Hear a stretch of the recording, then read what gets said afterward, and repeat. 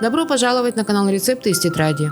Сегодня мы приготовим блюдо с настоящим мужским характером, но при этом невероятно нежное и согревающее. Легендарный бе-чеда-зуппе или сырно-пивной суп с фрикадельками. Если вы ищете способ удивить близких чем-то по-настоящему сытным и необычным, то этот суп именно то, что вам нужно.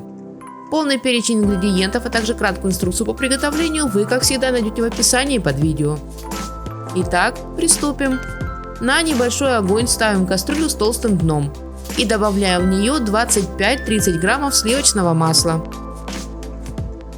А затем берем пару зубчиков чеснока, измельчаем его ножом и обжариваем на разогретом масле. Сильно зажаривать его не нужно, достаточно, чтобы он просто слегка подзолотился.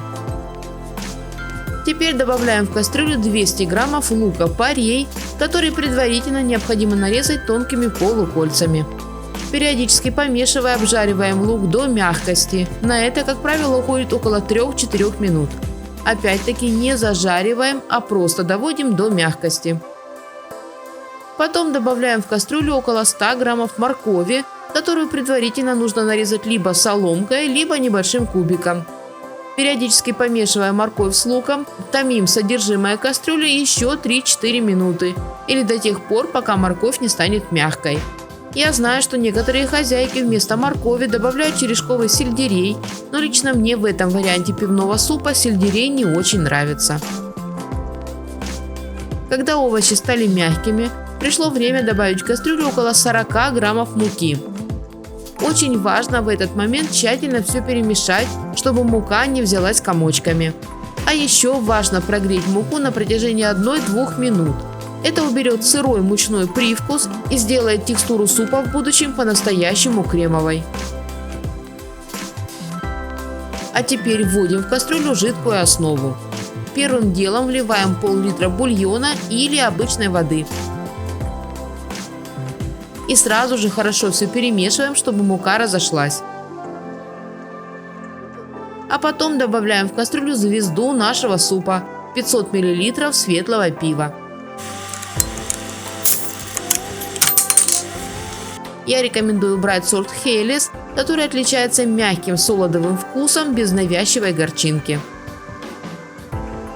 Еще раз хорошо все перемешиваем и обязательно доводим наш суп до кипения. А пока суп закипает, можно подготовить фрикадельки. Я для этого буду использовать около 500 граммов уже готовых колбасок. Сбрызгиваем широкое блюдо растительным маслом, чтобы потом фрикадельки было легче брать. И просто выдавливаем из оболочки нужное количество фарша. И получаем в итоге уже практически сформированную фрикадельку размером с крупный грецкий орех. Также можно просто приготовить фрикадельки и из обычного фарша, предварительно добавив в него по вкусу свои любимые специи. Пока мы занимались фрикадельками, суп закипел, и это значит, что в него уже можно добавлять наши фрикадельки. Аккуратно опускаем их в суп по одной, стараясь расположить их по площади всей кастрюли, чтобы они не лежали одной кучей. Потом слегка перемешиваем суп, стараясь не повредить пока еще нестабильные фрикадельки. Снова доводим суп до кипения. А затем добавляем по вкусу соль и молотый перец. У меня смесь перцев, но подойдет и обычный черный. Хорошо, но все еще аккуратно перемешиваем суп.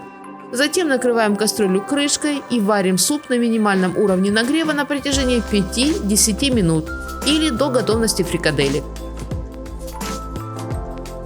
Когда фрикадельки в супе сварятся, можно приступать к финальному этапу. Добавляем в суп 500 мл молока или, как в моем случае, 10% сливок. Снова хорошо все перемешиваем. В этот раз можно уже мешать смело, поскольку фрикадельки сварились и стали стабильными. Ждем, когда суп нагреется, но до кипения не доводим. И, наконец, еще одна звезда этого блюда. Добавляем в суп 200 граммов сыра чеддер, который предварительно необходимо натереть на крупной терке. Ну а теперь нам осталось только постоянно помешивать содержимое кастрюли и ждать, когда весь сыр расплавится. Как только сыр полностью растворился, сразу же снимаем наш сырно-пивной суп с огня. В принципе, подавать его можно сразу же, но я рекомендую оставить его под крышкой на 5-10 минут, чтобы вкус супа получился максимально насыщенным. Но когда суп настоится, зовем к столу своих родных и близких. Хотя я уверена, что они наверняка уже сбежались на запах и с нетерпением ждут, когда уже можно попробовать этот волшебный суп. Кстати, идеальная пара для него – это хрустящие домашние сухарики или гренки и немного свежего лука-порея для контраста и свежести. Обязательно попробуйте приготовить этот насыщенный, ароматный и очень вкусный суп, который идеально сочетает в себе терпкий солодовый аромат, бархатистую сырную текстуру и сочное мясо. Он обязательно согреет вам не только тело, но и душу. Не забывайте ставить лайки, если вам понравился этот рецепт. И, конечно же, подписывайтесь. У меня в тетрадке еще много вкусных и интересных рецептов, которыми я с радостью поделюсь. Мира всем нам, здоровья и чистого неба над головой. Берегите себя и своих близких. Приятного аппетита и до новых встреч!